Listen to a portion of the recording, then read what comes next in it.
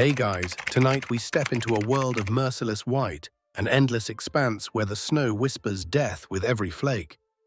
I find myself standing on a plateau of ice so pristine it glows under a half moon, the wind howling like a pack of wolves around my frozen boots. You probably won't survive this, I joke to myself, though every fiber of my being quakes with fear. The trees are ghosts at the edge of sight, skeletal arms creaking under drifts. My breath billows in front of me, each inhale a jagged razor cut in the cold air. So before you get comfortable, take a moment to like the video and subscribe, but only if you genuinely enjoy what I do here. Everyone, please leave a comment about any of your stories for me to know. Now take a seat, have a warm cup of tea, and let's ease into tonight's journey together. I drag my pack behind me through knee-deep drifts, each step a negotiation with gravity. Moonlight paints the landscape in silver and charcoal. Distant peaks loom like ancient sentinels. My boots crunch in hollow rhythm, and every breath screams through my hood. I taste ice on my tongue and wonder if warm water will ever pass these lips again. There is no tent, no flicker of civilization, only me alone in temperatures that sink below -25°C, where steel would shatter and skin would crack. My fingers stiff as iron bars fumble with the straps. I hug my arms to my chest, orchestrating a dance with every gust that tries to wrench me off my feet. The wind bites through layers of down and synthetic insulation, seeking the pulse beneath. The silence beneath the roar of the gale is eerie, as if the world holds its breath waiting to see if I falter. I press on each step, a testament to stubborn survival. Memories flicker a warm cabin laughter around a fire, my sister's smile. Those comforts feel impossibly distant, but recalling them kindles a spark, a stubborn ember in the heart of the storm. The snow around me shifts and sighs. I scan the horizon, looking for the faint sheen of rock, or the shape of a snowbank I can hollow out. The ground feels treacherous. One wrong move could plunge me into a hidden crevasse or bury me in a soft drift. My vision narrows to the immediate crunch beneath my boots. I taste frostbite at the edges of my lips, and every muscle screams for rest, but I dare not pause. Cold is a predator that grows stronger when you stop moving. Ahead, I spot a cluster of pines half buried in snow. Their low branches might hide a shallow alcove. I shove through the boughs, needles snapping under the weight of ice, and find a small depression in the drifts where the wind's cruelty lessens. I drop my pack and kneel, ripping the top off my fuel canister. Hands trembling, I strike a ferro rod, sparks arching into the frozen kindling I tucked earlier. The flame hisses to life, fragile but defiant. I cup it with gloved hands, leaning close to draw warmth. The smoke stings my eyes, but it's a reprieve, a single heartbeat of solace in the storm. I clear an area around the flame, stamping out crusted snow to expose bare earth. Every breath tastes like victory. The fire flutters, then steadies a sentinel against the night. I tear open an emergency ration bar and press it to my teeth. The freeze-dried morsel cracks under my jaw, gritty and bland, but it fuels me. My belly growls in thanks. I sip lukewarm water I melted from snow in my metal cup, savoring each drop like liquid gold. By the faint light of embers, I carve shallow trenches in the snow, with my ice axe rudimentary walls to block the worst gusts. I huddle low, pressing my back against the cold windbreak, feeling warmth on one side and the void beyond. My heart hammers. The fire's glow is a fragile shield. I whisper a promise to myself, survive until dawn. Night deepens. The cold intensifies, cracking the silence with skeletal pops as ice shifts. I wrap myself tighter in a bivy sack, feeling every stitch bite into my cheeks. My mind fights a war between panic and resolve. But for now, I cling to the dancing flame, a small rebellion against the infinite white. Dawn is hours away, but each breath, each heartbeat carries me forward. I press my glove to my teeth, the cold metal biting through fabric as my jaw spasms with uncontrollable chattering. Every tooth rattles like pebbles in a tin can. My breath comes in frosted bursts, and each exhale crystallizes on my brow before dripping away in tiny shards. I realize in a jolt of raw panic that the cold isn't just around me. It's inside me, creeping into my bones, leaching warmth with ruthless ease. I rub my hands against my sides, desperate to spark a flicker of feeling. But my fingers are statues, stiff, numb, and unresponsive. I try to curl them around the ferro rod to shield the flame, but they refuse to obey. A spike of fear gouges at my chest. If I can't hold the tools I need, how can I cling to life? I force my hands to flex knuckles, cracking like ice. The pain centers me. I remind myself, move, don't freeze. A gust rips through the pines, scattering snowflakes like shards of glass. My spine arches against the gale. I hunch over, head tucked, as if I can shield my core by becoming smaller. The wind whips my hood, pressing it flat against my goggles so I can only glimpse the world in fractured glimmers. I taste fear, metallic acrid, a pulse hammering in my throat. My teeth chatter another crescendo. I clamp my jaw shut, teeth grinding together until they ache. I shut out the world, no wind, no noise, only the thundering echo inside my skull. Slowly, I force myself to breathe deeply, inhaling through my nose in controlled bursts. Warm air pools in my lungs, and I exhale through pursed lips, steadying the rhythm. Each breath becomes a mantra: in, out, fight the panic. I shift weight onto one foot, then the other, rocking back and forth to stoke circulation. My boots cut into the snow as I pivot, blades of ice crumbling under my soles. The motion yields a fleeting flush in my legs, and I seize it like a lifeline.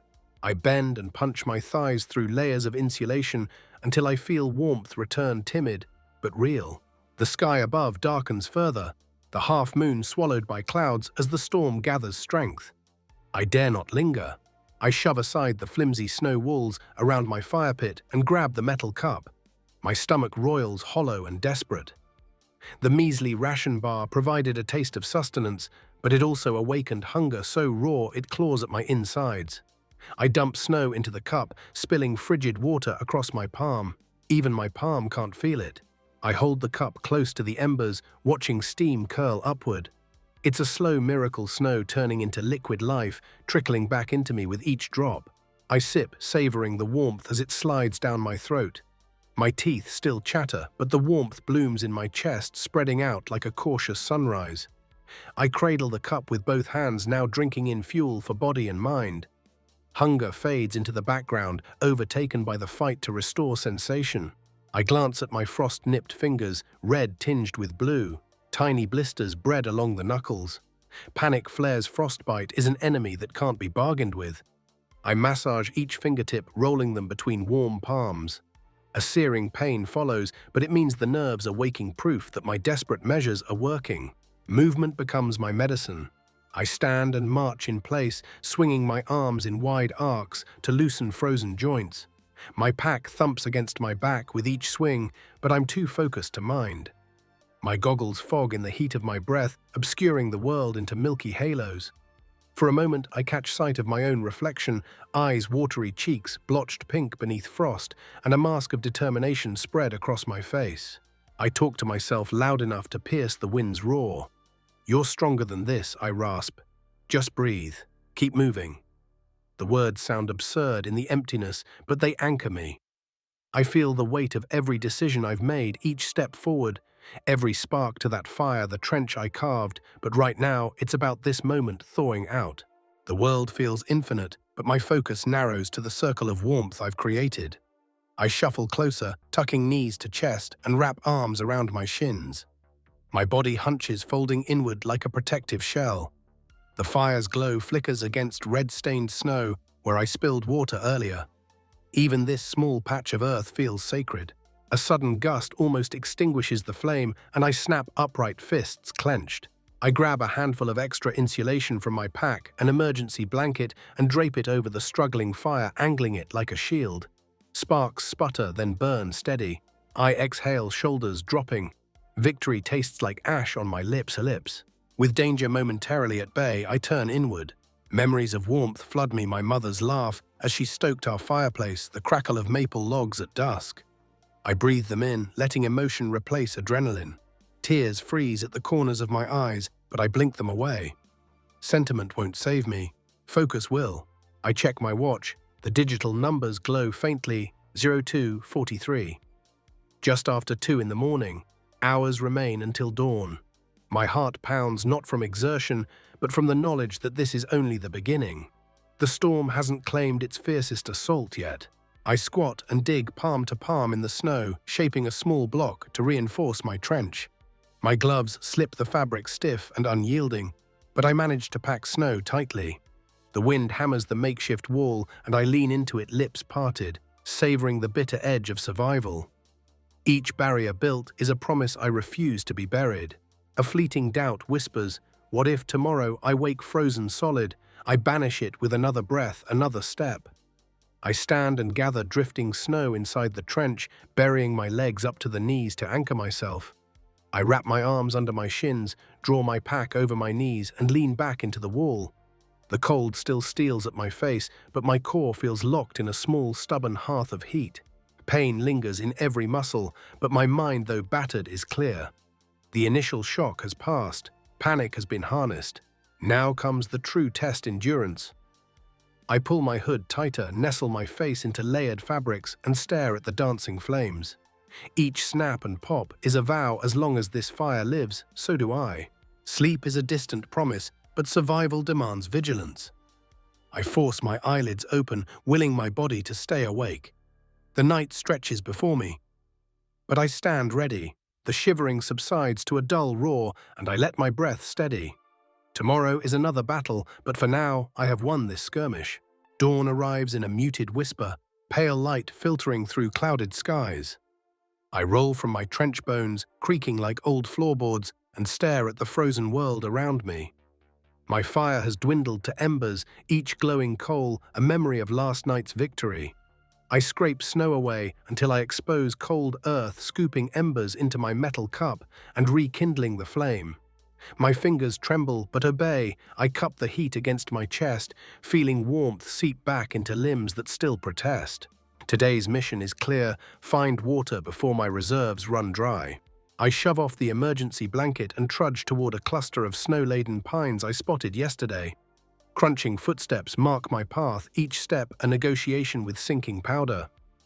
My eyes scan for hints of life, any change in terrain that hints at rock outcroppings or ice-coated streams. The storm's aftermath has hidden everything under a uniform white carpet. Orientation is a gamble. I unclip a compass from my belt, watching the needle quiver. I follow a northward bearing toward lower ground, remembering that snowmelt gathers in valleys and hollows. The wind picks up, hammering me with frigid granules. I duck behind a fallen log, breath heaving in and out like bellows. Leaning my forehead to the rough bark, I force the panic back down. Water is my lifeline. 3 cups of rationed meltwater won't last much longer. My pack rattles with half-empty bottles, and the thought of running out sharpens my focus. I unstrap my ice axe and probe the snowbank beside the log. Hollow sound. Heart lurching, I trigger the tool again, punching through layers of ice into a shallow cavity empty. My pulse spikes. I yank my goggles free and wipe fogged lenses, scanning for other features. Nearby, I spot an eyebrow of rock clinging to a drift. If any snow has melted around it, I might find slushy residue beneath. I forge ahead, each step a battle. The cold bites through boots and gloves, and I adjust my gait to keep blood circulating. I pass where yesterday's snow has sculpted ridges and drifts. Using the axe, I carve a test pit at the base of a boulder. The first scoop yields nothing but powder. I dig deeper, sweat condensing on my brow in spite of the cold. On the 4th scoop, I hit a layer of packed snow mixed with ice crystals. I scrape it into my bowl, better than nothing. Kneeling, I ignite the tiny stove perched on a flat stone. The flame is a sputter, but it holds. I heap snow into a makeshift cup and let it melt. Steam coils upward, and I inhale the warmth like forgiveness. I sip carefully, tasting clean, cold clarity. Mercy. Liquid gold fueling my battered core. I fill 1 bottle, then pour more into a second, conserving enough space that I can leave with 500 milliliters stashed in an insulated pouch against my chest. But 500 milliliters won't see me through another night. I need more. I gaze uphill, where a faint depression marks a possible ridge. Could runoff from a hidden stream collect there? I trudge upward, grappling with gravity and exhaustion. My lungs burn each inhalation, a strike of cold steel. The world narrows to each step, the crunch of snow, the hiss of wind, the pulse in my temples. At the crest, I peer into a shallow bowl of pale snow.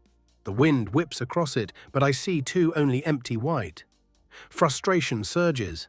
I slam my fist into my palm, a muffled crack of anger. This is survival, not a scenic hike.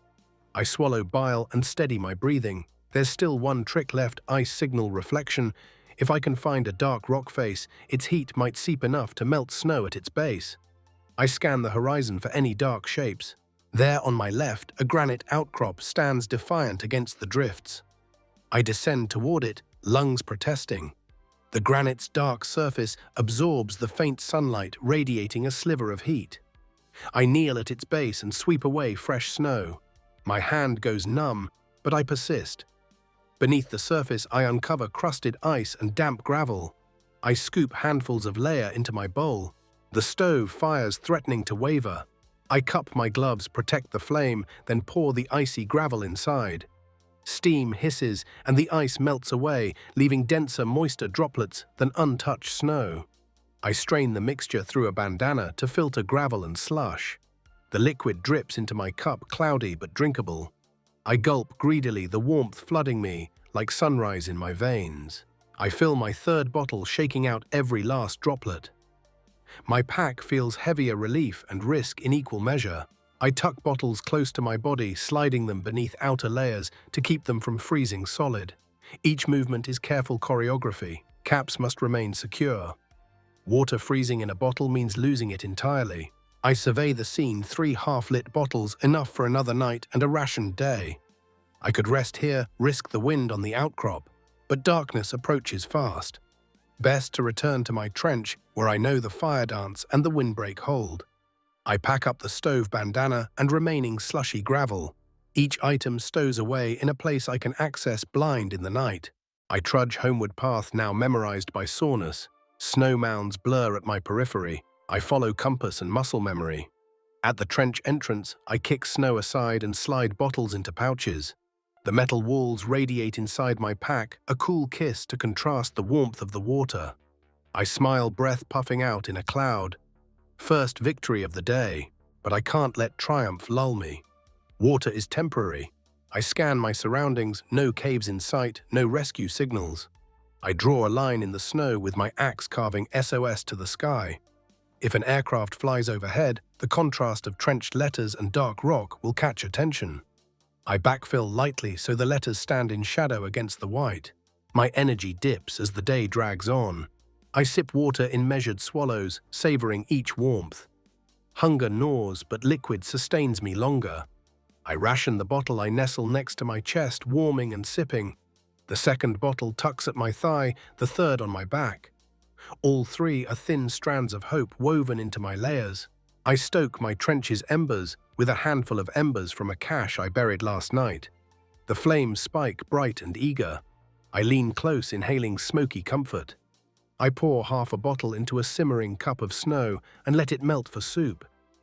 I add powdered rations and stir until it thickens, slurry of energy, sweeter than any feast. Each spoonful revives my spirit. With water secured and food barely attended, I sit back on heels and let the fire crackle. The world around me is brutal, but I've carved out a moment of control. Every drop I harvested, every ember I nurtured is testament to stubborn will. I trace the parched bottles against my chest, promising to fight until rescue or collapse. Night will come again, but tonight I sleep lightly, knowing I won't wake thirsty. The cold is still there, gnawing at edges, but for now I've won this essential battle. The next ones await, but water, my precious liquid gold, is mine. I tighten my jaw as the wind claws at the trench walls, howling through gaps I can never fully seal.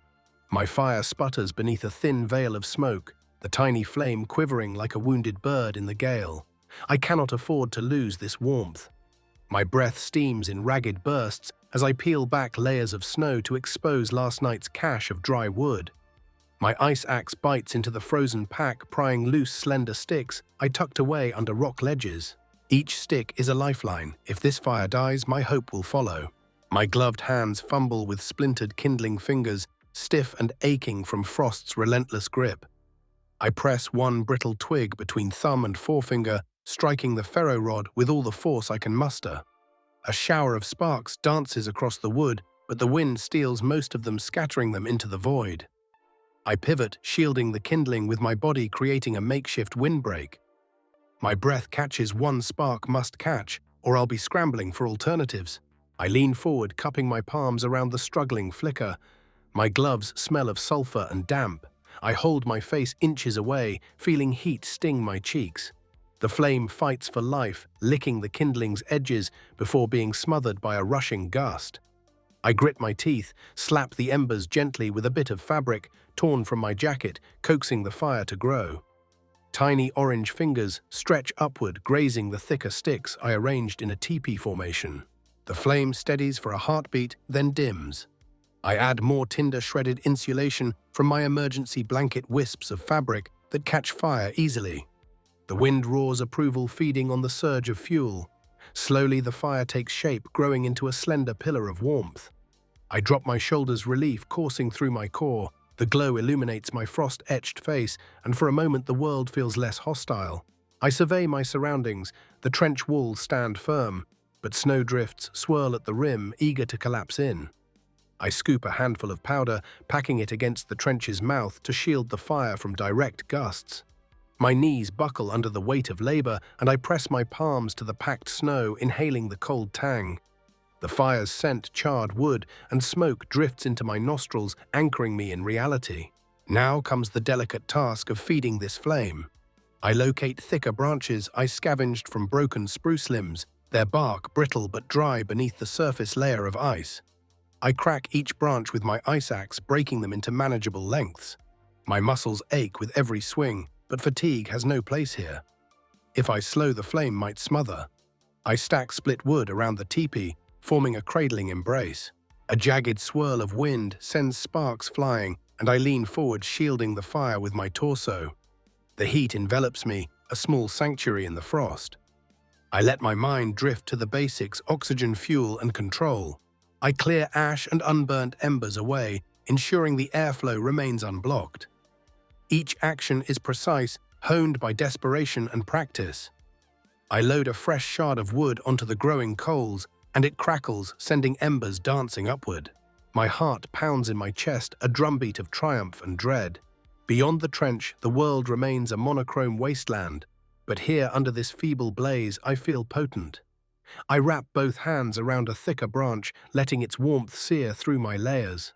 The heat sinks into my bones, reminding me that I'm alive. I pause to listen, windfire, the distant sigh of settling snow. The fire's warmth thins the chill in my fingertips, and sensation returns in slow waves.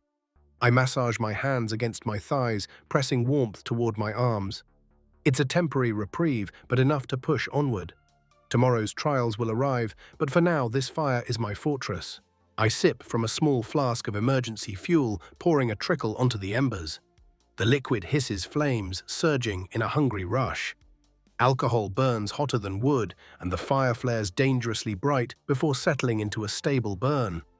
Heat washes over me in pulsing waves.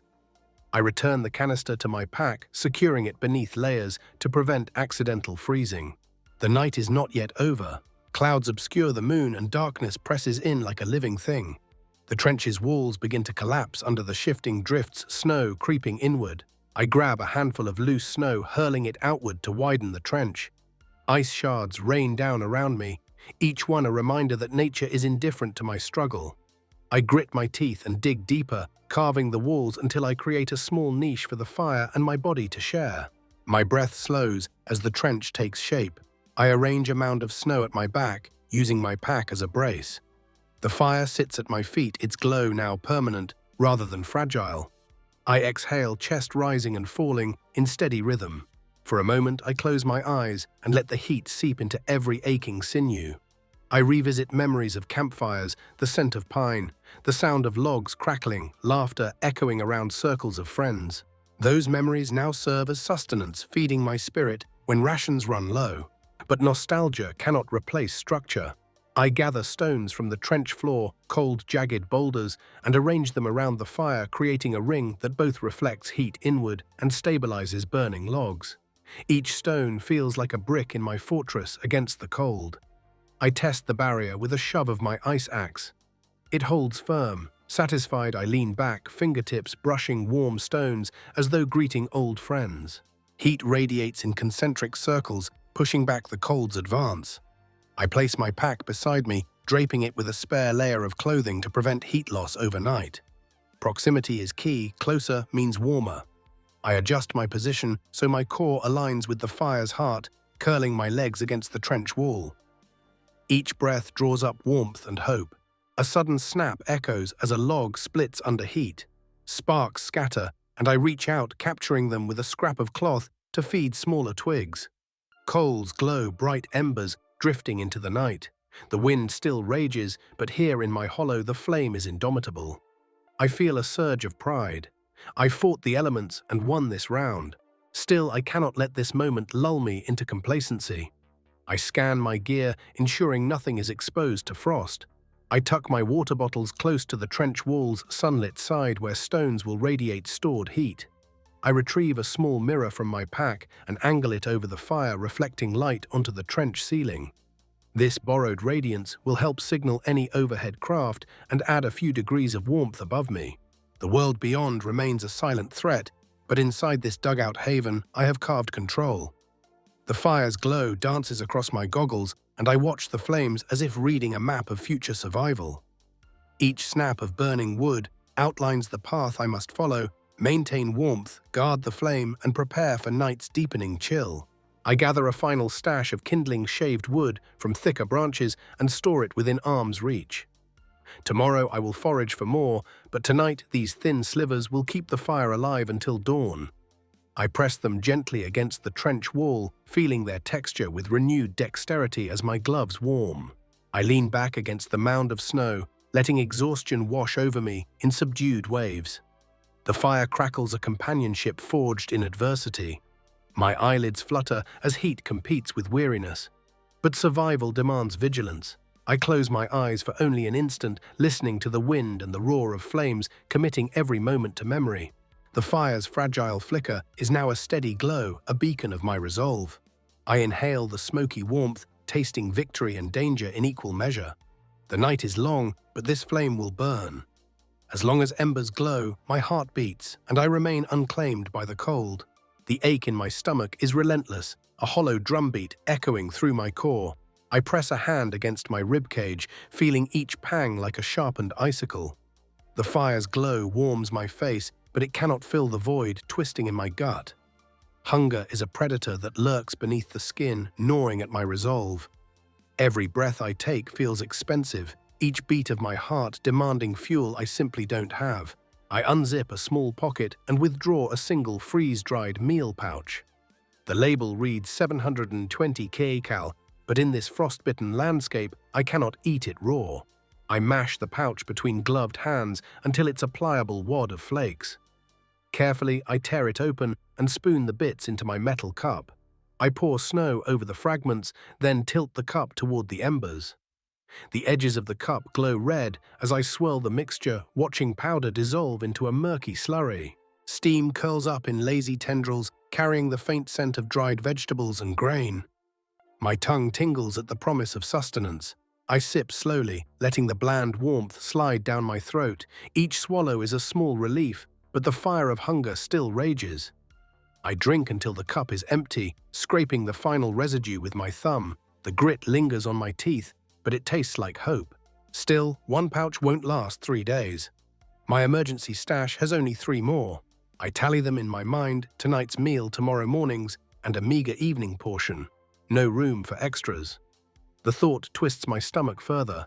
I force myself to breathe deeply, inhaling smoky air and exhaling tension. Panic threatens to rise, but I clamp it down, focus on what I can control, ration fuel the fire, keep moving. My pack rests against the trench wall, its straps frost-encrusted. I reach inside and pull out a small nylon bag containing energy bars, dense blocks of sugars and fats. I unwrap one, the paper crackling like distant thunder. The bar is frozen solid rock hard. I press it between my palms, the warmth seeping through layers until the chocolate-soft exterior gives way. I bite a corner, my jaws protest, but I force the bar between my teeth. Sweetness explodes on my tongue, a shock of sugar that floods my veins. I chew deliberately, stretching each morsel across minutes. As the bar dissolves, warmth spreads through my chest. I close my eyes, letting memory drift hot soup at grandmother's table, cinnamon rolls straight from the oven, summer barbecues by the lake. Those distant comforts burn brighter now, fueling my spirit when calories run low. I tuck the empty wrapper into my pocket and survey the flickering fire. It crackles defiantly, feeding on split logs and emergency fabric. Each log consumed is another ration of warmth. I tuck a second energy bar into a breast pocket closest to my skin, pressing it against my body heat. In a few hours, I'll retrieve it and let the thawed sweetness revive me once more. For now, I close my eyes and lean back against the snow wall, tucking my knees to my chest. The trench is my womb of survival, cramped, chilly, but alive. Hunger gnaws still, but I fight it with discipline. I recite quietly, calorie count, ration schedule, landmarks on the horizon. My voice echoes faintly against the snow walls. I plan wake at midnight, sip a quarter bar and a mouthful of lukewarm water. At 4 a.m., eat the final freeze-dried pouch. At dawn, ration half a bar and combine with slurried snow. The schedule is rigid, but it gives structure to the void. My gaze drifts to the frozen bottles nestled beside me. I imagine slipping one free, letting water warm against my chest, sipping and savoring drop by drop. But even that is luxury. I force my mind away, focusing on the moment, stoking embers, pressing wood into position, wrapping layers tighter. Motion generates heat, burns calories, but moving also wards off despair. The wind outside intensifies, hammering the trench walls. I press my ear to the snow barrier, feeling the vibrations. The storm is relentless, but my fire holds. Every so often, a flake infiltrates the trench, landing on ash and sputtering into steam. I brush it away, mindful to preserve heat. Heat is currency here. I cannot squander a single degree. I shift position, massaging my calves to ease cramping. The bars of ice beneath my skin uncoil in response, but energy still flares low. I decide to forage for pine buds, small clusters of young needles I spotted earlier that might contain trace sap. It's a marginal calorie gain, but in desperation, every gram counts. I stand, boots crunching, and step out of the trench, leaning into the gale. I navigate toward the pine's body, bent low against the wind. I mash through waist-high drifts until I reach a leaning branch. My ice axe strikes the trunk, dislodging a handful of buds. Tiny droplets of yellowish sap glint in the dim light. I collect a spoonful in my cupped palm and pop 2 buds into my mouth. They taste bitter, piney, more resin than sugar, but I chew coaxing sap to release sweet undernotes. My tongue tingles, alert to every nuance. Not enough to quell hunger, but enough to remind me I'm alive. I swallow the chewed pulp and tuck the rest into a small bag. Later, I'll melt it into water for a resin-infused brew that might soothe my throat and fight infection if I cough. The simple act of gathering these buds sharpens my mind, giving purpose beyond mere burning calories. I return to the trench, feeling lighter with purpose. I tuck the buds into my pack and sit by the fire, stirring embers with my ice axe. Sparks drift upward, fleeting stars in my frozen sky. I press the palm of my hand to the warm metal, feeling pulses of heat. Hunger clenches again, but I clasp both hands around my flask of emergency fuel, uncorking it, and inhaling the potent scent of alcohol and oil. I pour a teaspoon onto the embers. Flames surge, illuminating my features in brutal relief. I cup the heat, leaning in until smoke stings my eyes. The wind howls outside, but here is stillness. I sip water, warmed by the flames, tasting every molecule. Sustenance and survival coalesce in each mouthful. I swallow, chin lifted, feeling warmth trickle past where food cannot reach. I lean forward, elbows on knees, and close my eyes. I whisper a promise: I will not let hunger win. The words are small, fragile, but they root deep. I recall every reason I embarked on this journey: challenge, discovery, pushing limits. Those motivations blend with necessity now, fueling a stubborn ember in my chest. I press my gloved thumb to my inner lip, checking for frostbite. Pink tissue signals circulation, but numbness lingers. I massage my face through layers of fabric, willing feeling, back into cheeks and chin. It responds gradually, each pulse a minor triumph. Night deepens, stars obscured by roiling clouds. Only the fire and my resolve remain. I lean back against the snow wall, wrapping arms around myself. The trench shrinks as cold encroaches, but I hold it off. My stomach still growls, but the bar inside my pocket warms, radiating promise. Tomorrow I'll eat. Tonight I endure. I trace the SOS carved in the snow outside strokes, cutting shadows in the trench's glow. Rescue feels distant, a mirage flickering beyond my vision. But as long as I can stave off hunger pangs and keep the fire alive, I carve time for salvation to find me. I close my eyes and count heartbeats, matching them to the crackle of burning wood. Hunger is a test of mind and body, one I intend to pass. In the quiet between breath and flame, I steel myself for the long hours ahead. I wrench myself upright from the fire's circle and survey the trench's ragged edges. Last night's frantic digs left shallow walls that the wind has already begun to reclaim. Snow drifts creep inward like slow avalanches threatening to bury my hollowed sanctuary. If this shelter fails, I'll be exposed to the full fury of the storm. No trench, no windbreak, no hope of preserving heat. I swallow hard and grip my ice axe, steeling myself for another round of excavation. My breath puffs in ghostly clouds as I step to the trench rim. The wall stands knee-high, but uneven raw snow flaking off in my wake. I wedge the pick end of the axe against the rim, levering downward. A slab of compacted drift cracks free and tumbles inward. My gloves crunch against icy surfaces as I haul the slab out of the trench, tossing it far enough that it won't slide back. Each chunk I remove reveals the dense layers beneath the freshly fallen powder, a tapestry of last night's wind-blown dunes. My lungs burn with every swing, but I welcome the heat. Movement is my ally, stillness equals freezing. I drop to one knee and scrape loose snow from the base of the wall, deepening the trench floor so it sits below the wind's brunt. I work methodically, shifting snow outward, creating a V-shaped tunnel that narrows toward the bottom. This profile will guide gale-force gusts over my head instead of driving them into my face. I pause to catch my breath, leaning on the shaft of my axe and listening to the hollow whistle of wind overhead. The echo magnifies within the narrow walls, but here where I kneel, a softer hush persists, proof that my work is creating shelter. I press a palm against the trench wall, feeling the chill seeping through layers. My fingertips tingle. I rub them against my thighs until warmth returns, then press on. I carve a sloping ramp from the entrance down to the hearth, angling it so that melting snow drains toward the rear, away from the fire. Water pooling beneath embers could extinguish my only lifeline. I pack the ramp's surface smooth with gloved hands, compressing the snow into a solid incline. It catches the firelight, a polished ramp of pale blue ice, ready to guide runoff into the deeper back of the trench. Next, I focus on height. The wind howls overhead, and I know that a lower ceiling will suffocate the space, while a higher one risks allowing cold air to swirl inside.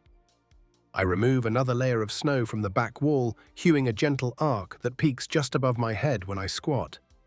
My back protests the cramped position, but I bear down, carving away until I can stand upright without striking the ceiling. The arch is subtle but essential strength against collapse. As I work, memories surface, those hours digging by lamplight in my grandmother's garden as a child, shaping tunnels for bulbs and roots.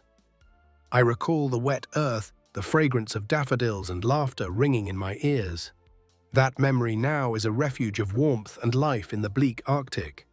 I whisper to myself, "You've done this before. You know how to carve earth." The words steel me, and I chip away at the ceiling until it gives way in neat shards. I step back and survey the new cavity. The walls are smooth, the ceiling arched, the floor lowered. It feels less like a hastily dug pit and more like a primitive igloo, though without domed roof. I dig a niche in the sidewall for my metal cup and stove a small hollow shaped to keep embers off the floor but within reach.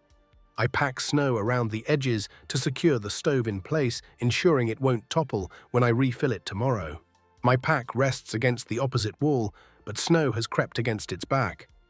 I pull it free and carve a recess for my shoulders, crafting a narrow bench where I can sit without leaning into the cold snow.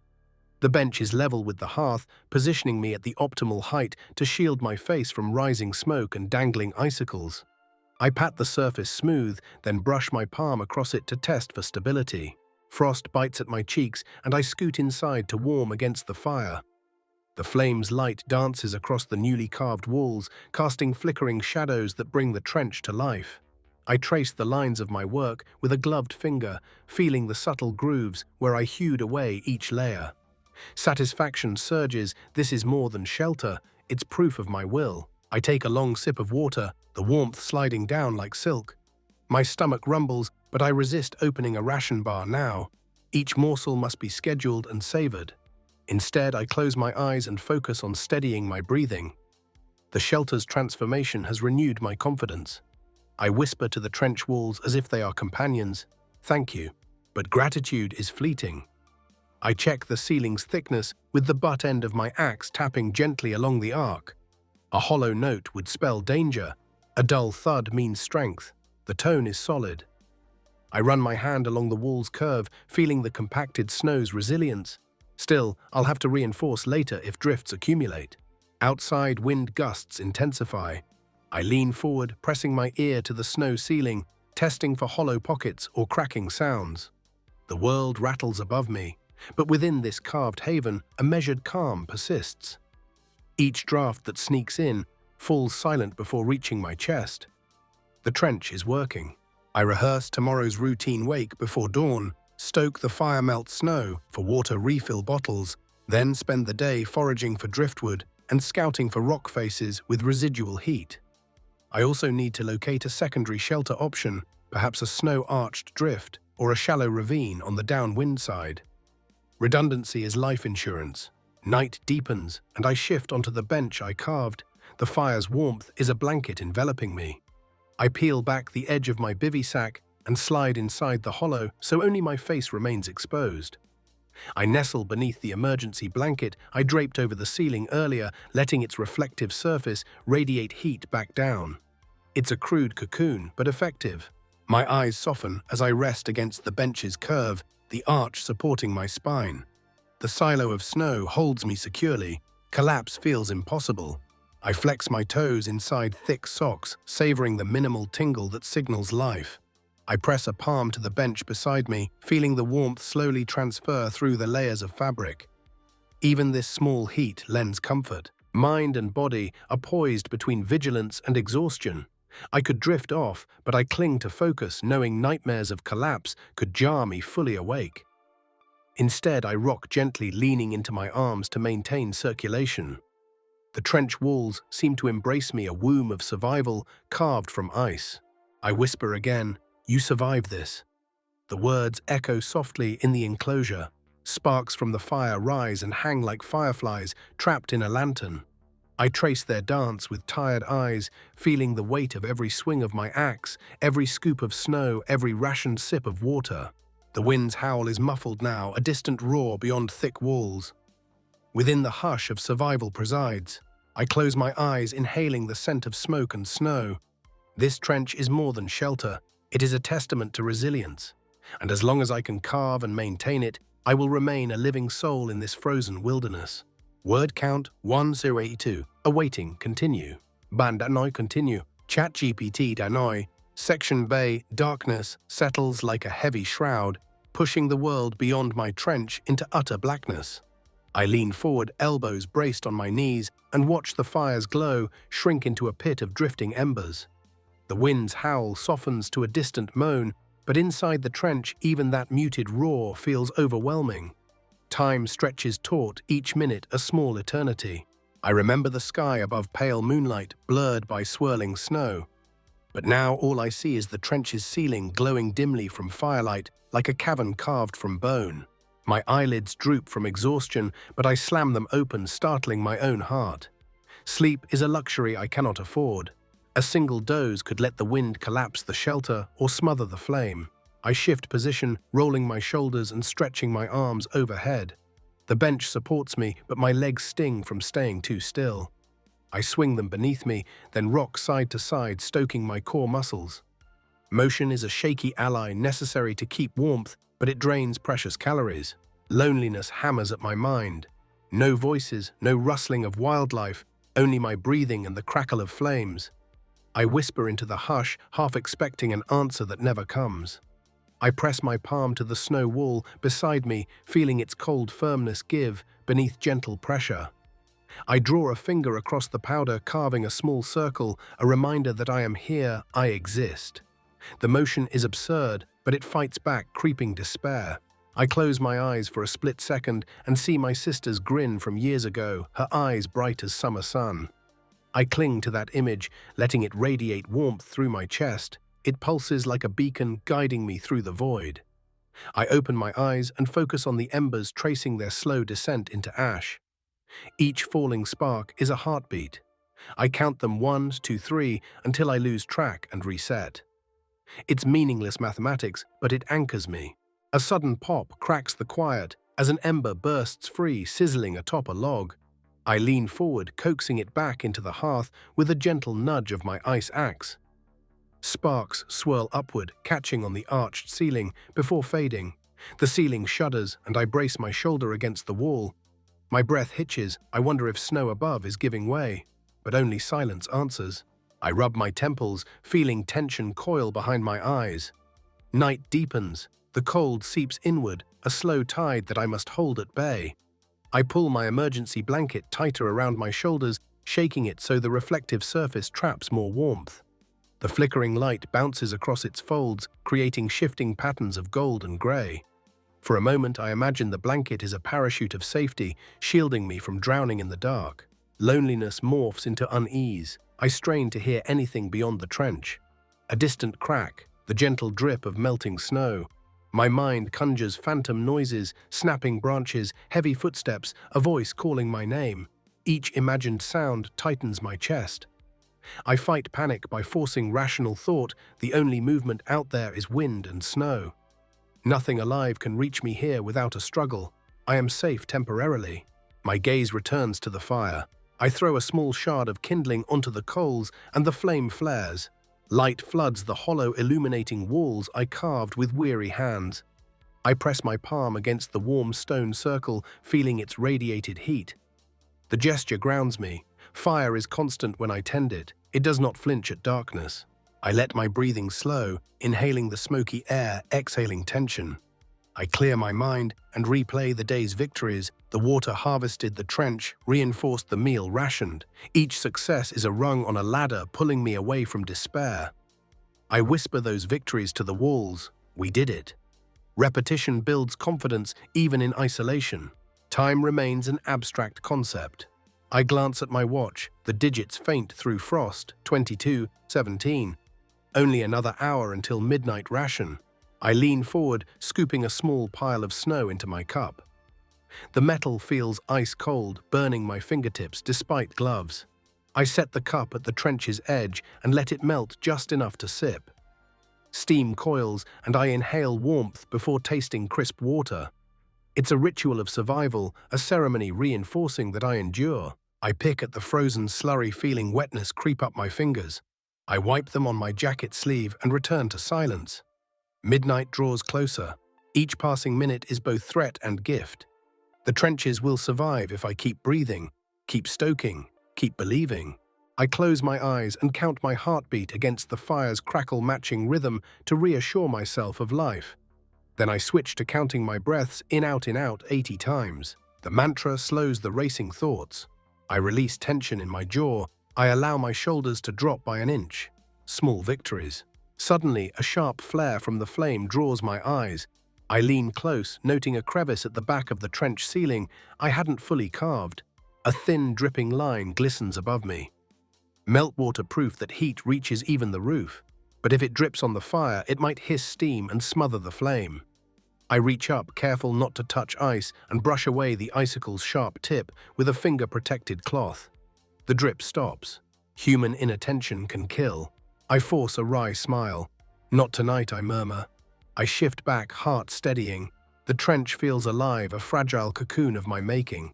Midnight arrives. I reach for the energy bar tucked at my chest, fingers brushing the wrapper. I tear a small corner and nibble a piece, letting sweetness flood my senses. I sip water to chase the sugar. Then, without hesitation, I let the bar rest back against my body heat. Tomorrow's hunger eased. I close my eyes, but sleep remains elusive. Instead, I embrace the vigil. Loneliness persists, but fear recedes under the fire's watch. I whisper a vow I am not defeated. The words bounce off the walls and back to me, a promise I hold dear. Hours still stretch ahead, but I am no longer merely surviving, I am enduring.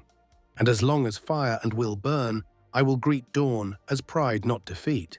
I sit cross-legged by the fire, its warmth licking my face like a gentle rebuke to the bone-chilling cold beyond.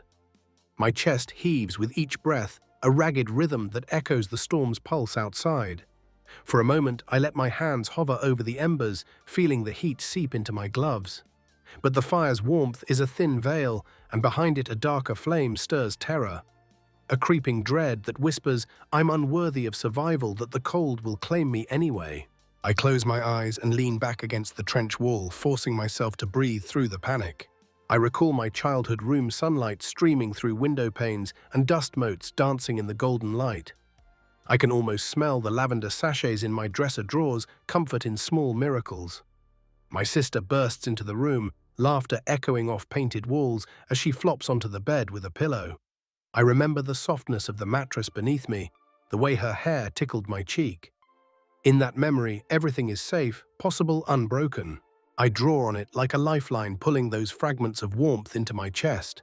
A gust rattles the trench ceiling, snow dust cascading like silent fireworks. I press my palms to my chest, imprinting the steadiness of my heartbeat against the thin layers of clothing. I whisper to myself, "You faced worse." The words feel hollow, but I repeat them anyway. You faced worse. I recall the night I got lost hiking in the mountains, rain pounding the forest canopy, lightning igniting the sky in violent flashes. My boots slipped on slick roots and I stumbled into freezing streams. I nearly gave up, then freezing soaked, terrified, but I didn't. I found a hollow log, started a fire with wet kindling, and waited until dawn. That memory ignites something fierce inside me. I lean forward, scooping fresh snow into my cup. The cold bite of metal against my gloves jolts me. I set the cup at the edge of the trench and strike the ferro rod, sparks dancing across a pile of wood shavings. The flame surges and I cup it with both hands, feeling strength rekindled. I sip water, tasting the metallic tang of resolve. My mind roams to another comfort. My grandmother's kitchen on winter mornings, the scent of oatmeal cinnamon bowls warming on the stove. I can taste the sweetness, feel the steam swirl against my lips. Those memories aren't just nostalgia, they're proof that warmth exists, that nourishment can come from the simplest things. Here I have water rations fire. I have memories of abundance to feed my spirit now that my body goes hungry. I lean into those recollections, letting them bolster my courage. A sudden pop from the fire cracks through my reverie. I jerk upright, heart accelerating. The ceiling shifts slightly, snow above settling into the shallow ends of the trench. Instinctively, I grab my ice axe and press the head against the arch's center, listening. It emits a hollow thud. Good. But if snow accumulates again, the ceiling could collapse. I remind myself that fear is a tool, it sharpens perception. I promise to check the roof thrice more before dawn. I stretch my legs stiff from hours spent curled against the wall. I stand and pivot toward the entrance, scanning the horizon's ghost-gray glow. No movement. Stillness. I note the SOS lines I carved hours ago, faint troughs in the snow, hoping they will catch any light that filters through these dense clouds. Even carved in darkness, they remain my declaration. I refuse to vanish. I return to the hearth and add a split log to the flames. Heat spurs to life, chasing back shadows that linger at the trench's edges. I slide back into a seated position, elbows on knees, and lean forward until my forehead almost touches the embers. The heat radiates through mittens, seething into my bones. I close my eyes and breathe deep, tasting smoke and life on my tongue. Outside, the wind rattles the trench walls. I imagine each gust as a challenge hurled by the world. I imagine myself rising to meet it, a warrior in this white wasteland. It sounds dramatic, but I clutch any fragment of strength I can find. My inner mantra shifts, I am a warrior. I repeat it low and steady. I am a warrior. Over and over the words drum against the canyon of my mind until terror recoils. I flex my fingers, bending each digit until I feel a tingle. No frostbite, yet small mercy. I massage knuckles, working warmth into stiff joints. I tuck my hands beneath my chin and rock my body side to side, coaxing circulation. My breath steadies. The next tactic forms, I will not succumb to panic. I will use fear to sharpen my senses and fuel my actions. Every time terror whispers, I will remember the mountain rain, the crackling kitchen, the steadfast hug of childhood walls. These recollections are ammunition. I reach into my breast pocket and retrieve a laminated photo, my partner's smiling face framed by autumn leaves. I stare at it for a moment, mouth dry, pulse drumming. Her encouragement echoes, "You have the heart to endure." I tuck the photo back, pressing it against my chest. The warmth transfers in faint degrees, but the emotional pulse is enough. I trace its edges mentally, committing her smile to memory. I whisper her name, Mai. It anchors me. Night deepens, but I refuse to let darkness own me. I extinguish the stove's flame after one final swirl of slurry remains. The fire itself is enough. I scrape fresh snow into the shallow gutter I carved near the entrance to catch runoff precaution against drips that could douse the hearth. I pat the surface-tight smoothing edges with gloved hands. Then I gather my small journal and pencil tools of reflection, as vital as any gear. I scribble a line, "Fear is a compass. I will follow its direction, not its lies." I reread it, feeling the truth resonate. I close the journal and tuck it into my pack. I cast one last glance at the ceiling's arch, at the glowing embers, at the faint SOS beyond.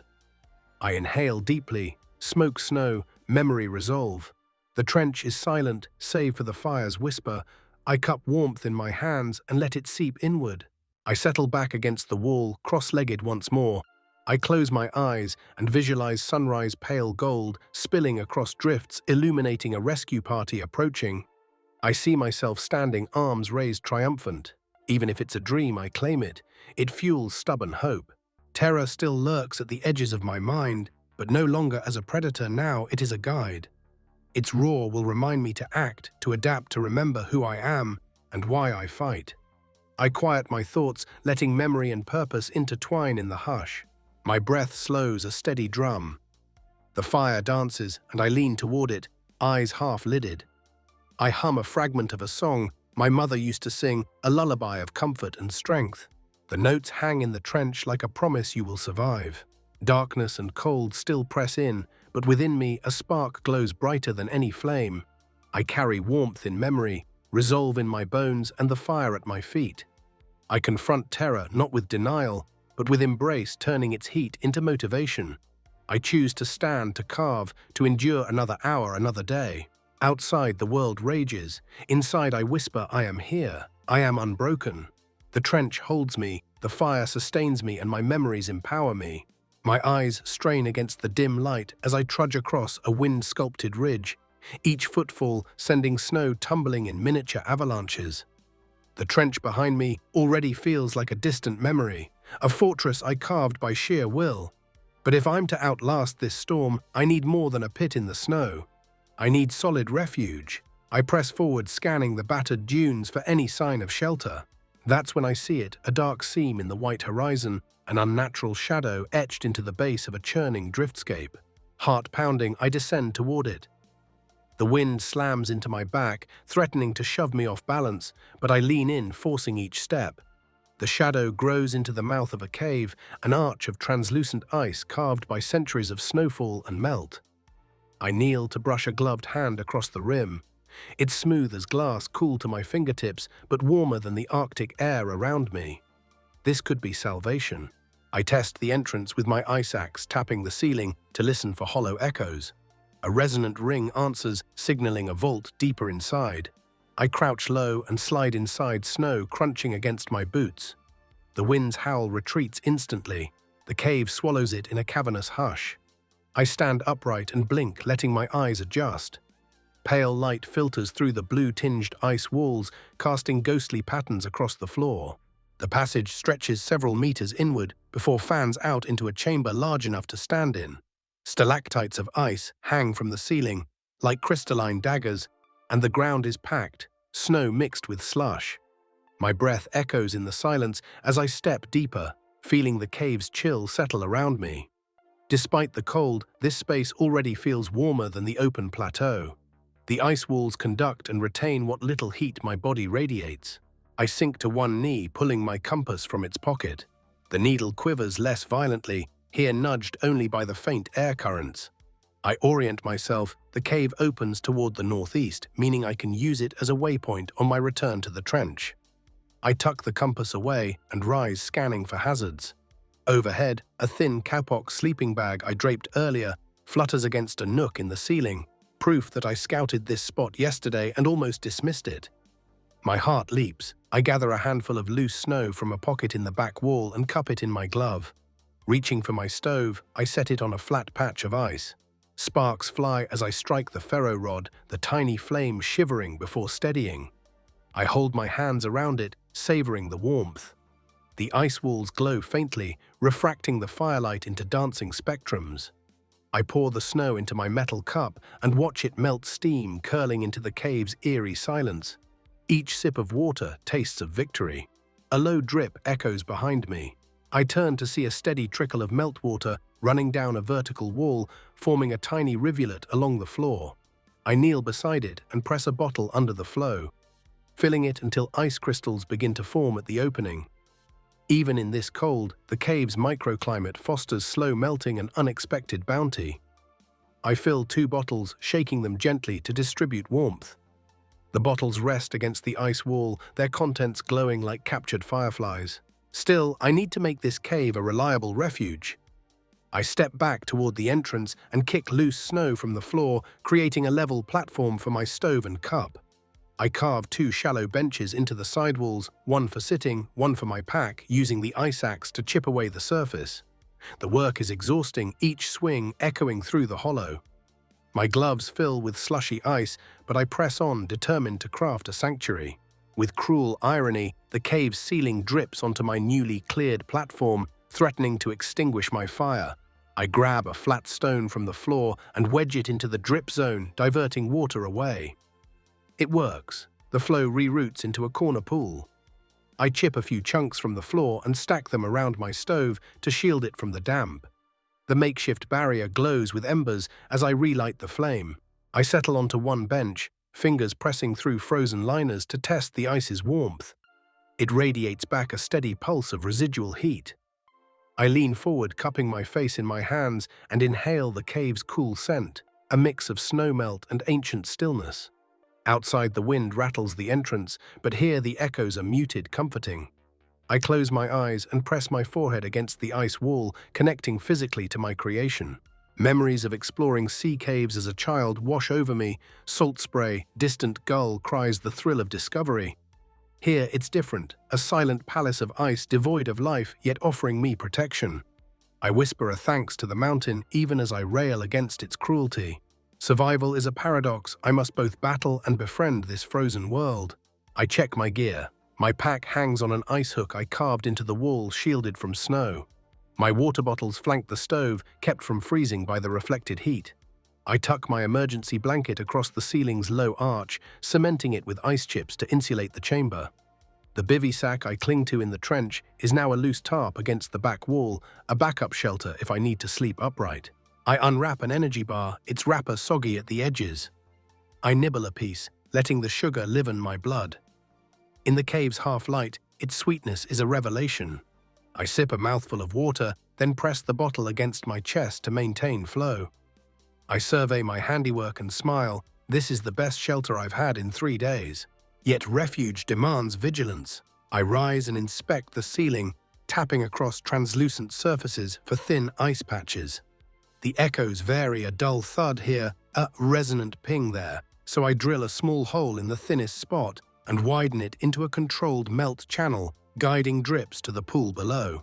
I seal the edges with snow, packing it tight. The work is intricate, each movement precise. A slip could plunge me into darkness or drop ice shards. My shoulders ache, but my spirit soars. I've transformed a lifeless cave into a fortress.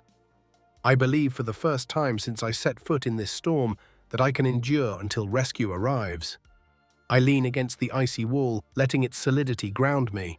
My chest swells with a fierce pride. I didn't just survive, I adapted, I built, I conquered. I light the stove again for a final check, letting its warmth bloom across the floor. The walls shimmer in response, and I breathe deeply, tasting victory in every inhalation. Outside flakes swirl in the gale, but inside in this hidden ice cave I am safe. I squint against the pale morning light as I trudge back toward the ridge, the cave's refuge shrinking behind me with every step. My chest tightens with purpose. Today I will anchor my hope in the snow. Rescue won't arrive by fluke. I must give them a clear sign. The wind whips at my back, urging me forward as I heft my ice axe like a paintbrush, intending to carve strokes of salvation into the endless canvas of white. At the crest, I pause and survey the expanse below. The trench and cave lie hidden in muted greys. Only I know their coordinates. Here, on this exposed ridge, any aerial observer might glimpse a pattern that defies nature's randomness. I kneel and swing my axe, slicing into the compacted drift with precise arcs. The blade bites deep, gouging a trench in the shape of an S. I shoulder upward and carve an O, then another S, each letter nearly a meter tall, their grooves stark against the untouched snow. My muscles burn with each swing, but adrenaline surges. I can taste triumph. I step back to inspect the letters, form a clear message, but their edges blur under fresh snow. I rake loose powder aside, deepening the lines until they stand in crisp relief. The sun, shrouded by clouds, casts diffuse light that dims contrast. I need something brighter. I reach into my pack and pull out the small mirror I've used for checking frostbite. Its silver surface gleams in my gloved hand. I climb to the center of the O and prop the mirror against a snowbank at a 45-degree angle. I adjust until it catches a stray sunbeam, no brighter than a candle in daylight, but enough to flash. I pause and test.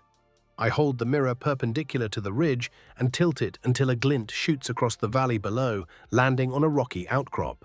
A flash, crisp and sudden proof this tool works. Next, I unroll the lengths of orange flagging tape I reserved for emergencies. I loop strips around exposed boulders at each corner of the SOS, staking them like semaphore flags in the wind.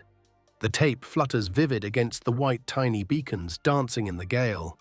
Between each letter, I press partially buried sticks arranged like arrows, pointing skyward, their blackened tips stark against the snow. I step back and let the ridge swallow me in its vastness. My signals carved trenches, shimmering mirror-orange flags, wooden arrows. Together they form a visual orchestra that sings rescue to any eyes scanning from above. I wipe sweat and frost from my brow, tasting salt and cold. My heart pounds each beat, a drum of defiance against the storm's indifference. But marking the snow is only half the battle. I need a way to signal on demand, a pulsating beacon that can pierce the clouds. I unzip my pack and retrieve the emergency flare, a battery-powered strobe light shaped like a tiny lantern. Its red casing is scuffed, but its bulb should still burn. I press the activation button. It sputters to life, then bursts into a rhythm of white flashes 8 per second.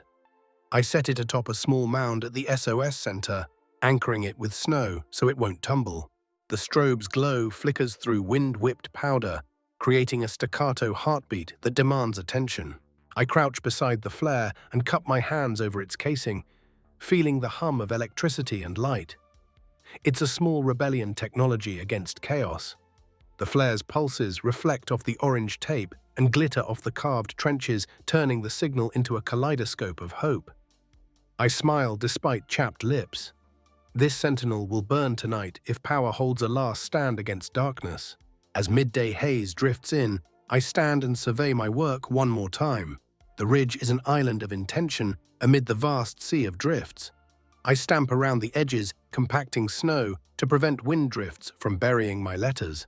My boots sculpt a narrow walkway to each flag and arrow, a guide showing the path of attention. Wind tears at the tape, but the stakes hold firm, anchored deep in the ice. A momentary lull settles and clouds break just enough for a sliver of sunlight to pierce. The mirror flares in response, and I watch the beam vanish into the distant valley. For an instant, I imagine a helicopter slicing through the clouds, a silhouette against pale sky, its crew spotting my handiwork and descending. My chest tightens with longing. I lean on my axe and close my eyes, pressing my forehead to the cold steel. I let my mind flicker through memories, my partner's hand in mine as we crossed a summer meadow, the laughter of friends around a campfire, my mother's voice singing me lullabies. These recollections are threads I tie to hope, anchoring belief that rescue is more than fantasy. I breathe in and out, inhaling strength, exhaling doubt. The wind roars a challenge, whipping snow into drifts that threaten to fill the trenches. I grip the axe, eyes burning, and charge forward to reinforce the letters. I shovel packing snow into the grooves, compressing it with my boots, then swipe a final layer of flagging tape across each trench lip for added contrast. The color glows even in low light, a neon pulse against the blank slate. Exhaustion claws at my limbs, but adrenaline propels me onward. I climb to the highest vantage point on the ridge and plant a final stake, a tall, folding signal mast I carry folded in my pack. With frost-frozen fingers, I snap it together and wrap its base in bright tape. It rises like a mast of surrender, a promise of life. I fix a small orange cloth to its tip.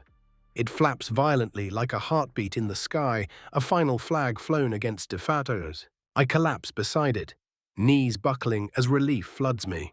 I stare at the fluttering cloth, each movement a reminder that I am alive and here. The signal mast stands proud, a sentinel above the SOS, ready to wave any passing craft down. I brush a gloved hand across the ridgeline, feeling the ridges of carved snow and embedded flags, my signature on this frozen canvas. I reach into my pocket and pull out a voice-activated beacon transmitter. It's tiny, no bigger than a pack of cards, but it can broadcast a distress call when activated. With trembling fingers, I slide the switch to on, and a soft pulse emits from its antenna. I nestle it into the snow at the mast's base. The device glows faint green, confirming its broadcast. Even if no one flies overhead, satellites might detect this signal and vector rescuers to my coordinates. My breaths come hard, each inhale tasting of victory. I stretch my arms high, chest heaving, and shout into the wind, "I am here, rescue me." My voice cracks, but the words carry across the ridge. For a moment, silence answers. Then the wind echoes back as if chanting solidarity. I laugh, a short, raw sound that tastes of release. I descend carefully back to the cave, my body humming with adrenaline and cold. I glance over my shoulder. The ridge stands marked a beacon of resilience carved by my own hands. I know that every tool, the axe-carved trenches, mirror, flags, arrows, flare, mast, beacon, is a strand in the net of my survival plan. Together they reach skyward, anchoring hope to the snow. Inside the cave, I unstrap my pack and pull out a small notebook. I sketch a quick diagram of the ridge's layout, labeling each signal device and its location relative to compass bearings. Future me or my rescuers will thank me for this clarity. I scribble coordinates and jot times for strobe activation and beacon checks. Organization feels triumphant after days of raw instinct. I cap the flare but leave the mast beacon powered. I stash the mirror and flag tape within reach of the entrance. Tomorrow I will return at dawn to check drift levels and recharge the transmitter battery. For now I sit on my carved bench wrap, the emergency blanket around my shoulders, and sip water from a bottle that still glows with captured heat. My signals stand guard on the ridge, and in their bright defiance, I find purpose. I lean back against the cold ice gaze fixed on the entrance's flicker of light. Beyond it lies the blizzard's heart, but here I have anchored hope to snow, turned blank oblivion into a map of rescue. I close my eyes, grateful and resolute. Whatever comes next, I have made my stand. Dawn's grey fingers pry into the cave's entrance, and I rise joints protesting the night's stillness. My hands hover over the fire's embers, thank God they survived the cave's damp chill. But as I flex my fingers, a searing pain blossoms in my thumbs. I pull off my glove to inspect. Each pad is mottled white and waxy, the telltale sign of early frostbite. Panic snakes through me, but I clamp it down. I recall treating my frostbitten toes with warm socks back home. I can do this again. I scoop hot water from the kettled melt and pour it into my metal cup. The heat stings when I press my thumbs into its surface, but that pain is salvation. I rotate each thumb in the water for 3 minutes, feeling circulation return as redness blooms. I massage the tissue gently, no vigorous rubbing that could damage fragile skin. I wrap each thumb in gauze from my first aid kit, then slide insulated liners back on, ensuring no constriction. The warmth radiates and relief floods my nerves. Next, I check my toes, peeling back heavy socks. Frost has claimed the tips, so I repeat the hot water ritual: soak, rotate, massage. Every nerve ending screams, yet each cry is victory. By the time I finish, blood courses through numb limbs and the pain recedes to a dull ache. My gear feels lighter, the threat of permanent damage is held at bay. I sip water and nibble a corner of the final energy bar. Calories provide the fuel my body demands to heal. I rinse my hands and feet in fresh meltwater, then pat them dry and re-don dry socks and mittens. I lace boots with extra care, not too tight. The simple act of caring for my frost-nipped extremities steels my resolve. I will not let the cold claim me. I pack my first aid supplies back into a waterproof pouch. Each gauze pack, each antiseptic wipe is precious. My mind catalogues remaining supplies and schedules regular checks every 4 hours. Control over my body is regained through these measured rituals. I tuck my thumbs into the inner pocket of my jacket where body heat can keep them safe until nightfall. I stoke the fire, sending sparks dancing across ice walls. The cave seems to pulse with energy, as if celebrating my small triumph. I close my eyes and take a deep breath of smoke and snow. My body aches, but I stand whole and functioning. The cave's cold still lurks, but for now, warmth wins. I settle back onto my carved bench, the emergency blanket draped around my shoulders like a ragged cloak, and let the cave's hush wash over me. The morning light has slipped beneath the ice arch, illuminating the chamber in a soft, diffused glow. I cradle my metal cup of steaming snow water, every sip a reminder that I still draw breath. My body aches from yesterday's labors, but my mind flickers with memories that burn brighter than any flame. I close my eyes and recall the first time I saw the stars from a mountaintop. I was 10, perched on a ridge, much like this one, but surrounded by swaying pines instead of ice. My father hoisted me onto his shoulders as darkness fell, and he whispered constellations into my ear. Orion's belt, the Pleiades, the North Star, guiding sailors home. I remember the cold air that night, crisp but forgiving. And the thrill of being small beneath an infinite sky. That sense of wonder still glows within me, urging me to persevere. A gust rattles the entrance, and I tighten my grip on the cup. The cave muffles the wind's roar, but I know the storm still rages outside. I place the cup on my lap and press my palms to the ice wall, feeling its cool solidity. It anchors me, reminding me I've crafted this refuge. Yet what sustains me now is not shelter alone, but the warmth of recollection. I think of my sister teaching me to build a snow fort in our backyard. We hauled snow against the wooden fence, stacking bricks of frozen white until the walls rose above our heads. Our breath steamed in the air as we laughed, hurling snowballs at each other until we collapsed in giggling heaps. The fort was flimsy and melted by afternoon, but in that moment it felt impenetrable. That same spirit lives in every hewn wall of my trench and every ice-chip bench in this cave. Drawing a deep breath, I reach into my pocket and pull out my journal. The pages are soggy at the edges, but still intact. I flip to a blank sheet and lean forward, jotting a memory-fueled mantra: when ice surrounds you, let memory be your fire. I trace the words with a pencil, each stroke a pledge, to carry my past's warmth into the future's abyss. I blow gently on the page, dispersing graphite dust that swirls like smoke. I fold the journal and tuck it back into my pack. My next thought drifts to summer evenings by the lake fireflies flickering in twilight as my mother told me stories of her childhood. I can almost hear her voice, the cadence, the soft lilt telling of distant villages and moonlit dances. Her words were lanterns in my youth, and they still illuminate my darkest hours. I whisper one of her refrains under my breath, a quiet song that warms my chest. A stray ember drifts from the hearth and lands on a splinter of wood, sizzling before blackening. I lean forward to nudge it back into the coals, and as I do, I feel a surge of gratitude toward this simple companion of flame. Without it, I would be but a frozen silhouette beneath the storm. But with it and with memory, I am whole. I press my palm to my chest, feeling the thump of my heartbeat. 4 days ago, I was a traveler seeking adventure. Now I am a survivor shaped by adversity. I breathe in the cave's cool air and exhale tension. My thoughts drift to the message friends left on my phone before I left Be Safe. Come back with stories. I can almost hear their voices filled with anticipation for the tale I will tell. That promise propels me forward. I rise and circle the hearth, mind framing each step as a gratitude ritual. I touch the ice ceiling where I patched the drip channel, memorizing its arch. I press fingertips into the carved bench, recalling its curve beneath my spine.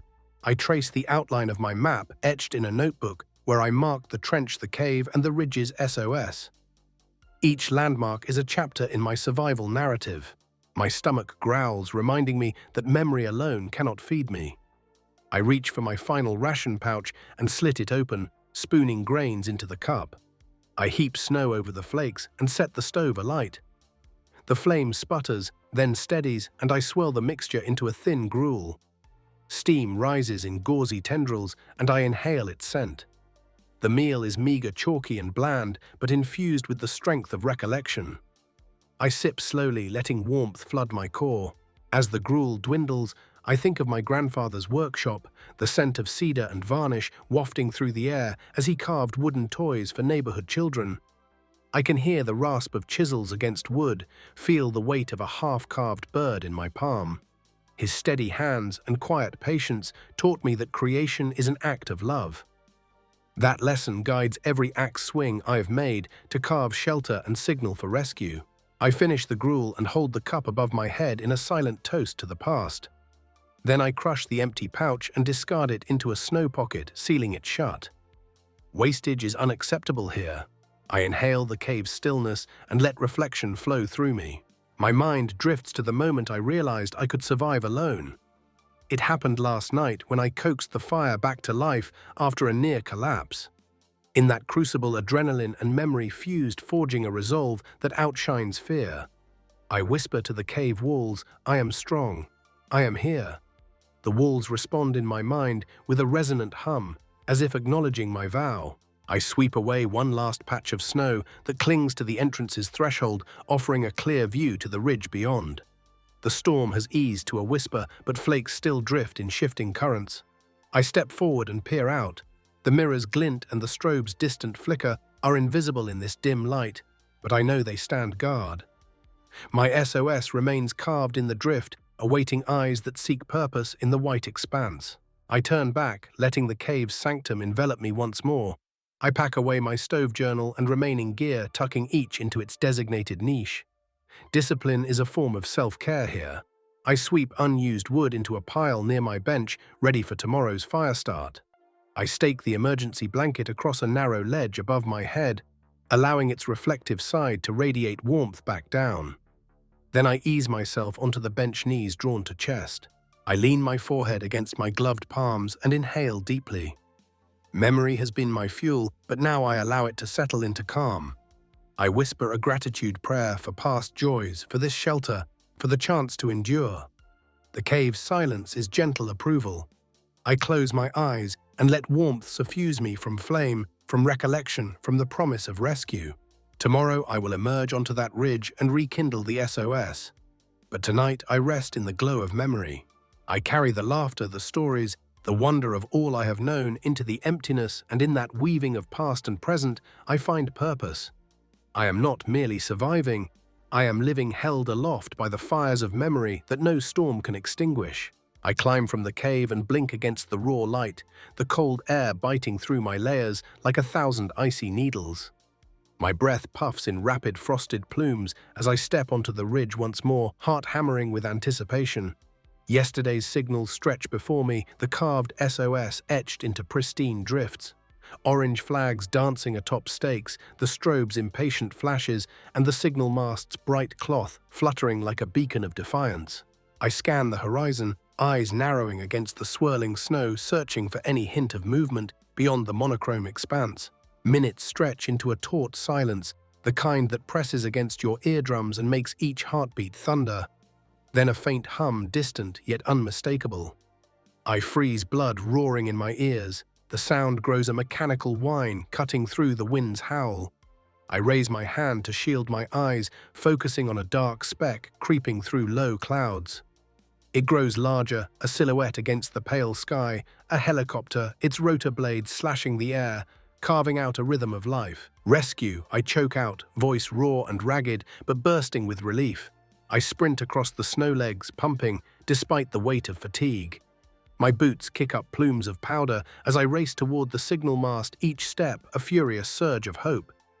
I reach the base of the mast and lean into the wind, pressing the beacon's switch once more. The green light pulses steadily, syncing with my own pounding heart. The helicopter's rotor wash slams snow into swirling vortices, momentarily obscuring the ridge. My body tenses against the blast coat whipping, yet I remain unmoving, anchored by pure will. I wave both arms, hat-removed hands slicing through the air in frantic semaphore. The chopper banks slightly tilting toward me, as if sensing my signal across kilometers of storm-slashed wilderness. Adrenaline floods me, a scorching fire beneath frozen layers. The blade's thunder grows deafening, vibrating through my core. I shout again, raw sound swallowed by the wind, but my actions speak louder than words. I dash toward the carved trenches, slamming my ice axe into the snow beside the S, sending sparks into the air. The helicopter crosses above a massive silhouette, cutting the sun's dim filaments. I stare up giddy as the pilot peers down through the open side door. I rush to the mirror I anchored yesterday, set at the perfect angle. With a swift tilt, I catch a beam of weak sunlight and fling it toward the aircraft, sending a dazzling flare that dances across its metal skin. The helicopter responds, banking once more and lowering altitude. My lungs burn as I race back to the strobe, kneeling to scoop snow away and trigger fresh cycles of white flashes. Each pulse reflects off the ice walls of the trenches, creating a chorus of flickers, drawing the crew's gaze. The chopper descends in deliberate arcs, rotor wash, carving trenches in the snow at my feet. I stagger as the wind slams into me, but I stand firm, arms wide, chest heaving. The signal mast wobbles under the downwash, but holds fast, another testament to my planning. My face splits into a grin, breath fogging the air in ragged clouds as I watch the helicopter settle into a hover a dozen meters above me. A rope ladder unfurls from the open door, dancing in the wind. I step forward, boots sinking into powder, and reach up as the ladder swings toward me. My fingertips close around the cold rungs, and I haul myself up, heart pounding so violently I fear it might burst from my chest. I climb each rung, a testament to 3 days of struggle, each pull a step closer to warmth and safety. Inside the cabin, a medic's gloved hand meets mine, steadying me against the blast. The interior is a muted haven of warmth, thick insulation, and gentle hum of instruments, replacing the world's savage roar. I collapse onto a padded bench, relief crashing over me in waves so intense I can't hold back tears. The medic wraps a thermal blanket around my shoulders, and I press my face into its soft surface, breathing in the scent of nylon and heat. Through the doorway, I watch the helicopter's skids skim the ridge, churning snow and etching new patterns into the drifts. The pilot eases us upward, lifting clear of the ridge's edge and into calmer air. I press my forehead against the cold window, watching the cave entrance shrink. The trenches fade, and the world's vast white canvas stretch beneath us. My chest tightens with gratitude and awe, this aerial escape, a dream I dared only dream in fevered hopes. The medic hands me a warm bottle of water. I sip it slowly, savoring each drop as though it were nectar. Heat blooms in my core, chasing out the cold that has lingered in my bones. The pilot nods to me, offering a thin smile before focusing on navigation. I tilt my head, searching the sky for the first real warmth of human presence, and below faint footprints trace the path from trench to cave, a roadmap of my survival. I close my eyes, letting exhaustion and triumph wash over me. I think of every shovel of snow, every rationed sip, every memory that fueled me. Those moments are etched in me like carved ice, unforgettable and enduring. The helicopter banks gently toward base camp, landing pads and emergency vehicles coming into view. I inhale deeply, the scent of fuel and earth replacing snow's antiseptic purity. As the helicopter settles to the ground, the medic helps me from the cabin and onto solid earth. The pilot secures the rope ladder, and I step down, legs shaky but steady.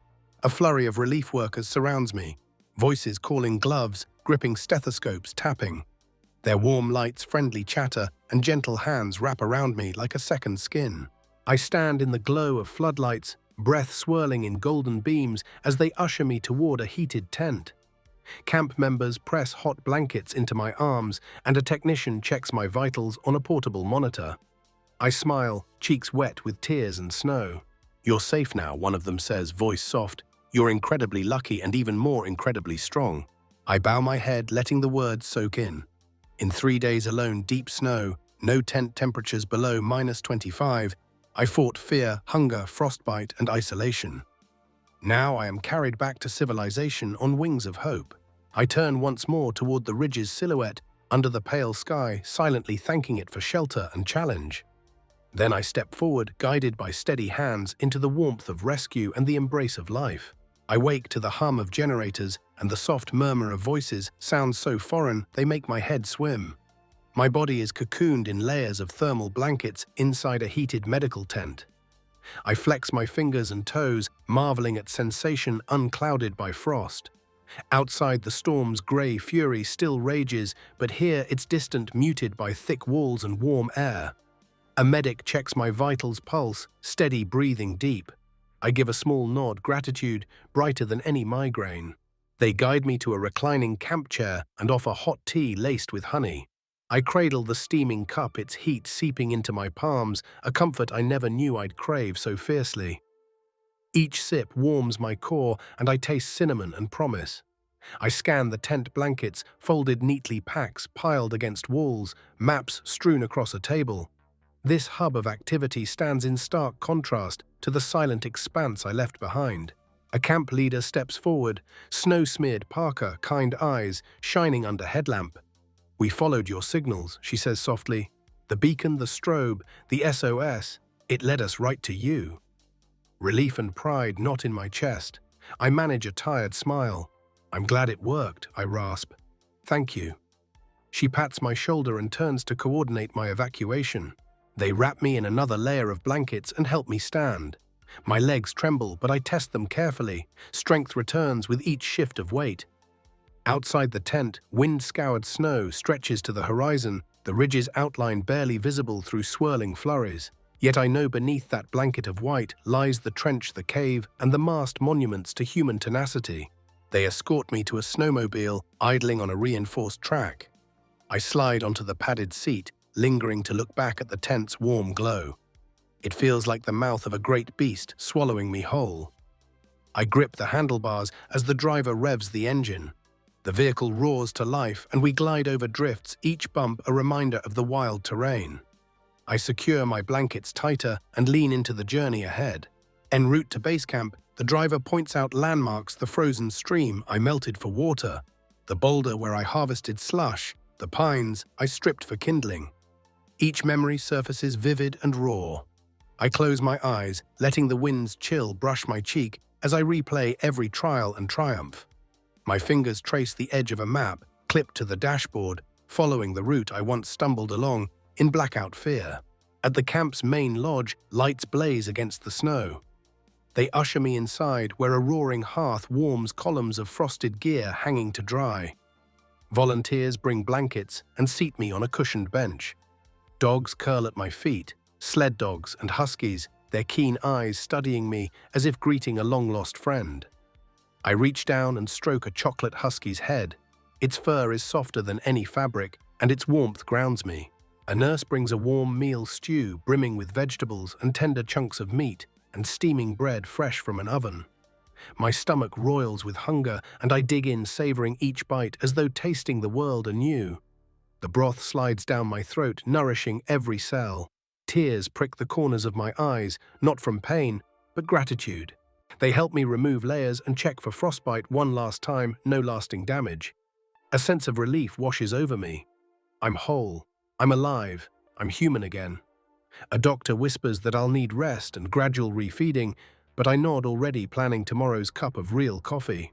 As the meal finishes, the camp leader joins me, offering a warm smile and a thermos of hot chocolate. We sit side by side on the bench, watching volunteers bustle. The world hums with life and purpose. I lean back, shoulders relaxing for the first time in days. The fire's glow warms my face, a far cry from ember-lit trenches and ice-carved caves. I think of the audience who will hear this story, viewers huddled around screens, hearts pounding as I recount each moment. I'll tell them about terror and triumph, about carving shelters from unforgiving ice, about the power of memory to light the darkest nights. But right now, I simply exist in this moment of warmth and safety, allowing gratitude to fill every corner of my being. They place a blanket over my lap and ask if I want to call my partner. I nod, and a sat phone is handed to me. Her voice crackles through static, then clears. "You made it. I was so scared." My voice catches. "I'm okay," I whisper. "I'm alive." We speak in low tones, promising each other warmth and home. The connection feels like a lifeline threaded across cold miles. Night falls outside, but inside this lodge the world glows. I lean back against cushions, closing my eyes as relief and exhaustion entwine. Tomorrow I'll process the ordeal, share every lesson learned, and tell the world resilience is born from fear, light from darkness, hope from the determination to carve a path where none exists. For now I sit by the hearth, cradling warmth in my hands, letting the flames of comfort and human connection heal me more deeply than fire alone ever could. I step away from the hearth's glow, each footfall a soft echo on polished wood floors. My body is heavy with rest, but my spirit flutters with the promise of tomorrow. Volunteers guide me through corridors lined with photographs, smiling faces of past survivors. Maps of daring rescues, newspaper clippings celebrating triumph over adversity. I pause at one framed headline, "Miracle in the ice alone for 3 days, found alive," and feel a quiet pride settle in my chest. This is my story now etched into collective memory. They help me into a weatherproof coat lighter material than my expedition gear, and I note how easily fabric molds to warmth. Outside the lodge's sliding doors, snow tumbles in gentle spirals beneath floodlights. The wind's roar is distant here, a muted lullaby compared to the gale I once faced. I inhale the icy air and let it fill my lungs, breathing in both relief and reverence. A group of rescuers approaches pilots, medics, and trackers who peered through blizzard and storm to find me. We exchange nods and handshakes, smiles crinkling the corners of their eyes. One pilot clasps my shoulder firmly. "You earned this," he says. "It wasn't easy up there." The words resonate. I fought for every breath, every ration, every inch of progress in that frozen expanse. Now, here among these heroes, I feel the culmination of each struggle. They lead me to a quiet sitting room with plush chairs and hot coffee on a side table. Steam rises from the cups, carrying the rich aroma of roasted beans, an indulgence I once thought unimaginable. I cradle the mug, letting heat seep into my palms. The first sip brings tears, bittersweet and alive. My taste buds sing, warmth floods my veins. I release a long exhale, feeling tension unravel. A camp coordinator enters with a camera crew, documentarians capturing the moments that will become the final chapter of my story. I nod in greeting, aware that soon I'll face questions about fear, resilience, and the brink of human endurance. But right now, I simply inhale coffee-scented safety and watch steam curl in lazy spirals. They offer me a tablet displaying footage from the helicopter's onboard camera. I lean forward, tracing the view, the ridges, the signal mast, my solitary figure against the storm. I see myself wave, struggle to maintain balance, then grasp the rope ladder with raw determination. I hold my breath as the ladder swings, then exhale in relief as the aircraft pulls away. Each frame reminds me of how close the line between life and oblivion can be. Remarkable, the documentarian whispers, "You kept going when most would freeze." I trace the rim of the cup with a fingertip. "I didn't have a choice," I reply softly. Fear was my ally, I used it to sharpen every action. The room falls silent, respect passing between us like a shared secret. A nurse appears with a plate of warm fruit and oatmeal. Nourishment of a gentler sort. Vibrant berries glistening under creamy oatmeal. I taste one berry, its sweetness bursting free of winter's austerity. Life's simpler pleasures suddenly feel profound. Memories flicker the cave's crystalline walls, the trench's flickering flame, the ridge's etched SOS. I realize that each memory is a building block of who I've become, a survivor shaped by ice and fear, but defined by adaptation and will. I sip coffee again, letting caffeine stir alertness back into every cell. Outside, a small group of local mountaineers gathers by the lodge's window, offering waves and applause. They know the terrain well, the same slopes that almost claimed me. Their respect warms me alongside the lodge's hearth. I step outside, briefly, cape of warmth wrapped around me, and salute the peaks that challenged me. I whisper a silent thanks for sheltering caves, for carving trenches, for revealing my hidden depths.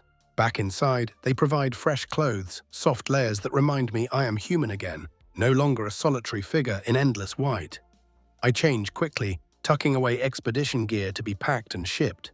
The bulky layers, once armor, now feel like souvenirs of a journey through hell and back.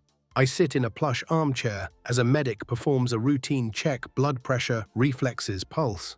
Each beep and hiss reassures me that my body remains intact. My thumbs and toes have recovered circulation with minimal damage, another victory. I flex fingers and toes experimentally, marveling at their obedience. A psychologist offers to talk through the emotional aftermath. I agree, knowing that trauma lingers beyond frostbite. We speak quietly about fear, isolation, and the strange comfort of memory. I confess that in my darkest moments, memories were more essential than rations. They were sparks that ignited resolve. The psychologist nods, jotting notes on a pad, memory as survival tool. I feel seen. They ask if I'm ready for a briefing with local officials. I nod and rise, taking the last sip of coffee. The steam ghosts upward, then dissipates like moments that vanish when not seized. I hand back the mug, expression grateful. In the hallway to the briefing room, I pause before a wall of expedition portraits, climbers and explorers who braved extremes. My portrait, taken earlier this morning, hangs among them, coat zipped, high goggles at my neck, a determined gaze against a snowy backdrop. I touch the frame gently. A lifetime of adventure culminates here in a single image. I give a small, proud smile. At the briefing, officials thank me for my courage and careful planning. Water reserves, signal devices, shelter construction. They commend adherence to safety protocols and innovative use of memories as mental sustenance. I listen humbled. Their words echo in a space purpose-built to plan rescues, and I am both student and exemplum. After the meeting, they escort me to a private room, where messages have been left, texts from friends, voicemails from family, letters penned in anticipation of my return. My partner's message plays first: "I never stopped believing in you."